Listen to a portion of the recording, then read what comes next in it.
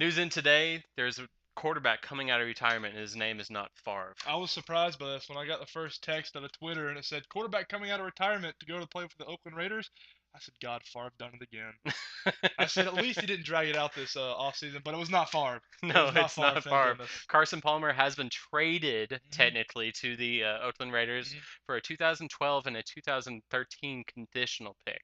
They're going to get a first round pick next year, and depending on Depending if on a the playoff Oakland win, if yeah. Oakland makes the playoffs and wins in the playoffs this hmm year, they'll actually get a first rounder. Oakland doesn't have a pick as of right now in the first, second, third, fourth, and seventh round of Jeez. next year's draft. So, I mean, they're really going all in here. Bryce and I are going to handle the week 7 preview for this It's week. going quick, guys. We're gonna hit it and hit it hard. We're gonna start with Seattle. Seattle's playing the Cleveland Browns um, at Cleveland. It's gonna be an interesting game just simply because they're terrible teams right now. Yeah, absolutely Um, awful. they both have the same record.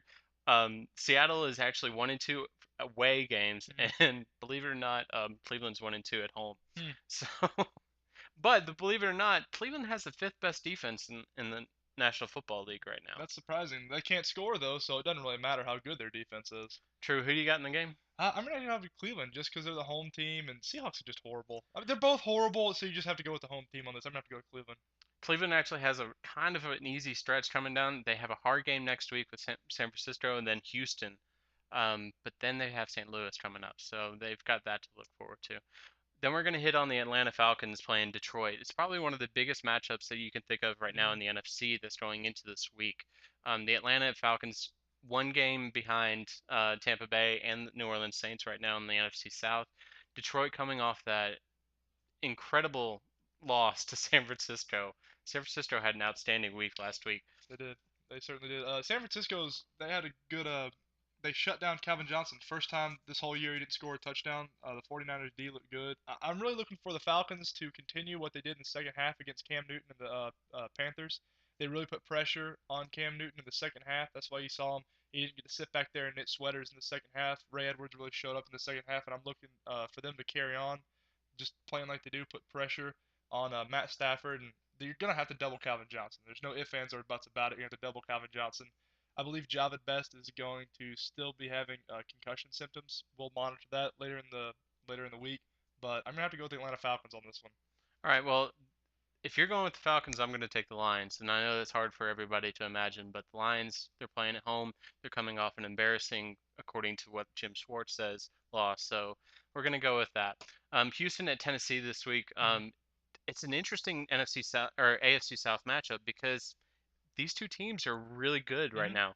Mm-hmm. The only bad thing right now that Tennessee has going for them, Chris Johnson has not done a dang thing Not all anything. He's season. looked like Peyton Hillis. Actually, believe it or not, the rushing offense for is ranked dead last in the Mm. NFL That's thanks to that's that. awful when you think about Calvin Johnson, Chris Chris Johnson. Johnson. He last year you think he's one of the top five. He's a premier back in the NFL, and coming into this season you really expected a lot out of him. He just really has not produced. I'm gonna have to go with Houston on this one because the rumors right now coming out are that Andre Johnson will be back and he will be playing, and I think that's gonna be huge for him. I just he's like a lesser Calvin Johnson. He's a really good receiver. He's quicker. He's got great hands. I'm gonna have to go with Houston on this one. I think I'm gonna have to take Houston as well, even though when we first started looking at it, I was gonna take Tennessee. Mhm. Thinking Tennessee's got a really good defense right now, but as soon as you told me Andre Johnson Yeah, was back, I yeah, was like, oh, okay, that's let's go to rumored as Houston. of right now. Like with the Javid Best situation, we'll update as the week goes on. Going from one quarterback coming out of retirement to a quarterback that's starting a new regime technically in Denver. Tim Tebow is going to be making his first start of the year, um, and he's going back home. hmm He's going to be in Miami, which coincidentally they're actually They're going to gonna be honor the honor Tebow. 2008 national Yeah. championship Florida Gators, which is surprising. So Tebow's going to be there. I think Miami's going to have way too much their hands full for Yeah. this because I think Tebow is just gonna be hyped up and ready for this. Well, I know the game's in Miami, but the home field advantage is going to go to Denver. There's so many Tebow fans in Florida, it's crazy. It's the homecoming for the '08 Florida Gators fans for the national championship winning team. It's going to be like a homecoming for Tebow. Denver's going to have the fan. base in this one. I'm gonna have to go with Tebow on the road. Miami's just horrible. I don't know what they're gonna do with the Chad Henne situation, him being out and not having a real consistent quarterback. I think they might just mail this season in and try to get Andrew Luck in the draft. The only thing that Miami actually has going for them, they've got the ninth ranked rushing defense in the NFL right now. We're gonna hit on the international game this week. Hmm. Chicago is actually technically at Tampa Bay, but it's going to be in Wembley Stadium in London, England. It's a 1 o'clock game, which means it's a 6 o'clock start over across the pond. So put that in. Think about that one for a second. Chicago's 3-3 going into the game. They're 0-2 on away games this season. So that you have to think about that. Tampa Bay is coming off an incredible win from Very good win. from Very uh, good win. against New Hmm. Orleans, and I'm actually going to talk about Tampa Bay instead of Sean Payton going down and being injured.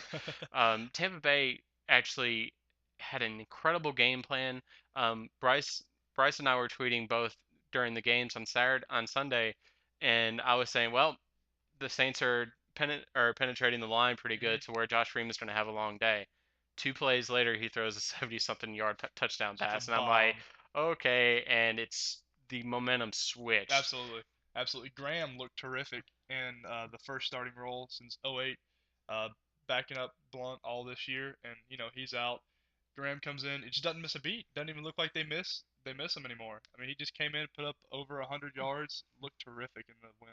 And with family in Chicago, they've actually sent me messages on Facebook telling us that there may be some heat going in between Mike Martz and Jay Ha! Cutler. Yeah, to Uh, say the least.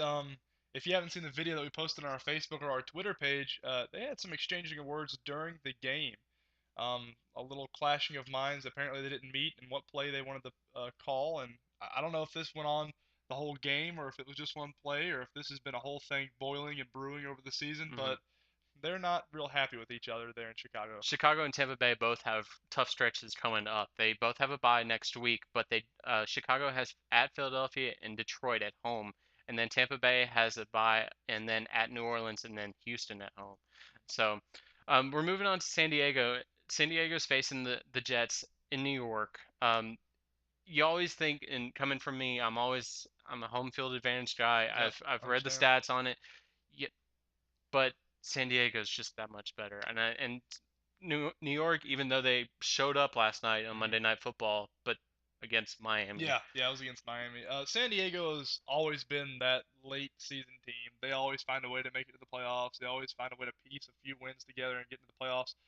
They started out 4-1 this year. They've looked good. They've looked like a legit team. Their offense and defense has been firing on all cylinders. They have Tolbert. When you get down to the red zone, you just hand the ball to that big old fullback that's in the running back position, and he just pounds it into the goal line. Having said that, Sanchez does really well when playing in that California weather. It's going to be 69 and sunny on Sunday, and the Jets have a little bit of momentum. And Rex Ryan, for as crazy as he is, he reminds me a lot of Les Miles at LSU. Somehow he just seems to win big games. It hasn't happened so far this year, but I'm gonna have to go with the Jets on this one. I think they're gonna pull the upset. The Jets offense looked, I mean, not solid. No, Plus, you're going up against the number 2 ranked defense in the NFL this week. So I'm gonna have to go they're gonna have to with change the San Diego. change the game plan up definitely on offense. They're gonna have to throw the ball around, and Sanchez is gonna have to find some fluidity with his wide receivers because that has been non-existent this year so far. The Redskins are facing Carolina in Carolina this week. I'm gonna think that Cam Newton's gonna pick up his second win of the season. Has to, has to. I dislike Cam Newton. I'm not a Cam Newton fan, but it's been agonizing to see him week after week go through this, and he's just so close to getting that second win. He puts up big numbers and tries to carry his team, but it's just he'll make a little slip up, or the defense will slip up, or somebody will fumble, and it just seems like it's always at just in reaching distance, and he never can get it. To show you how what we're talking about with how he's been carrying it. Hmm. The passing offense is ranked 4th in the NFL, 10th as far as rushing, Hmm. partially because he's been getting out of the pocket. Yep. The entire offense is ranked 5th. Hmm. The total defense for Carolina, 22nd. That's unacceptable. That's just when your offense is putting up that much numbers, you get frustrated. I mean, he's gonna turn into Carson Palmer. He's just gonna get frustrated and hold out. Kansas City is facing Oakland. We're going to go ahead and take Oakland because Oh. let's think about this. Al Davis hasn't since Al Davis passed away. The Oakland Raiders haven't lost. Hmm. Plus, they're going to have, but the only negative that they have is they're going to Yeah. have a either Bowler.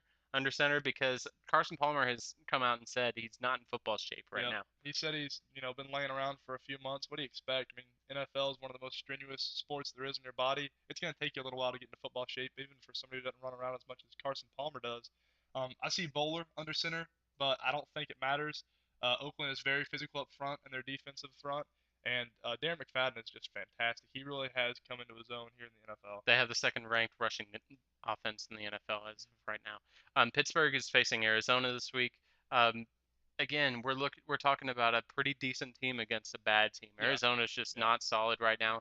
The only bright spot that I've seen in Arizona is Fitzgerald and Beanie Wells. yeah. They've been pretty much the two bright spots that they've had on the team. Pittsburgh, I think both of us have Pittsburgh in Yep. this game. I agree with Pitt. St. Louis, I still think is not going to pick up their first win No against way. Not Dallas. this week. Not this week. Nope. And a shocking when I was doing the prep work for this week, and I think it kind of shocked Bryce too. Yeah. I actually pre-show I asked Bryce. I said, "Hey, buddy, who has the number one rushing defense in the NFL?" And he just rambled off lots of names.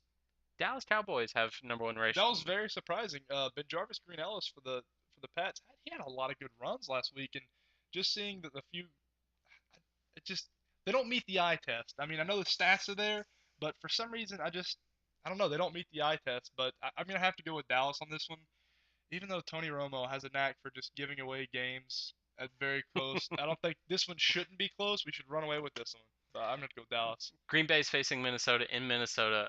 Again, another bad team. They've already Leslie Frazier has already come out and said that Christian Ponder will Hmm. be making the start over Donovan McNabb. I see that as a smart move for Leslie Frazier, I see especially that if for you a get good that. future move. Yeah, Yeah, yeah. especially if you're gonna have Christian Ponder and Adrian Peterson in the backfield. It's gonna be a sick combo Absolutely. down the Yeah, a down few the years from yeah. now. Yeah. I'm looking for Christian Ponder to come out and have a big day. I think Green Bay, what, 31st? Yeah, the Green Bay's pass defense is 31st. I'm looking for him to go over 200, around 250, but I don't think it's even close to being enough. Green Bay runs away with this one Green big. Bay's going to be 7-0 and still the only undefeated team in the NFL come Hmm. next week.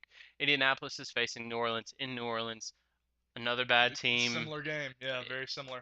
and but the number two total offense in the NFL is New Orleans, and they're Hmm. going up against a rushing defense that's 31st, Hmm. a passing defense at 22nd.